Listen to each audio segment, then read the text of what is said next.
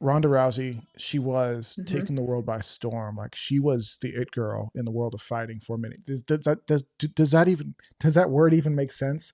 Like she Hmm. was a machine, She was. and Yeah. then she got beat one time, and it was so it was demoralizing to watch. Like you Right. just saw her get punched in the face once, twice, three times.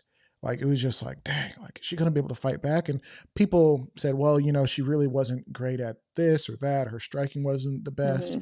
But coming from somebody who you go in and you get disappointed, how do you dig deep within yourself and come back? And where do you feel like, just from the outside looking in, where do you feel like she maybe dropped the ball when it comes to the heart of the champion and really being able to come back and compete in a way to win the next time?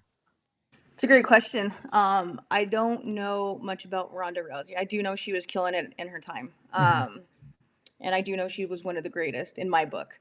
But I also feel personal opinions don't come from me. But personal opinion, I think it was the ego, because like the cockiness. You know what I mean? There's a lot of people that get like really cocky and then they get beat. Conor McGregor is one of my favorite fighters. I love Conor McGregor, but again, cockiness, right? And I'm just like, he's so cocky, but like at times he deserves it, and at times I'm just like, you know. And Yeah. it's not to say, I mean, it really comes from within. It really does. And I try like I'm not a cocky person at all. As you know, I always talk stuff like I talk and give myself jokes and stuff like that. But like, if I'm gonna go win something, I'm gonna do my best. And if I walk away disappointed, then we're gonna try again the next time. Like, I'm not gonna stop. And that's where that martial arts like mindset and skill come from. I'm like, I'm determined to do something. I'm gonna do it. Period. I'm not gonna get cocky about it. I'm not gonna get egotistical about it. I'm not gonna get an attitude. I'm gonna go back and I'm gonna train hard and I'm gonna come back even harder.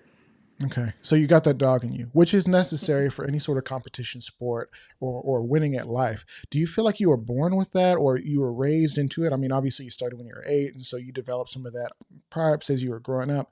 Or do you feel like, no, I was a different person and then martial arts really pushed me to unlock that dog? I honestly think it was a little bit of both. My godfather helped raise me, and he was one of the most independent, stubborn, hard-headed people I know, which I'm a lot alike.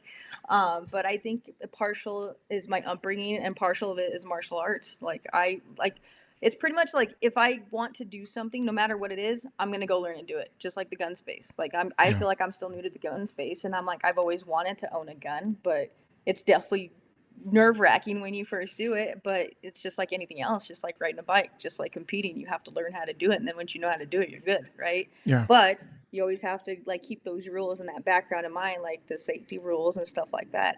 So it's kind of like just if I want to learn something, I'm going to go do it. If I don't want to learn something, if I'm being too lazy, I'm like, that's just too much work. I don't want to do it, or I don't have time, or you have to prioritize. But I think part of it was my upbringing. Thank you guys for watching or listening wherever you are.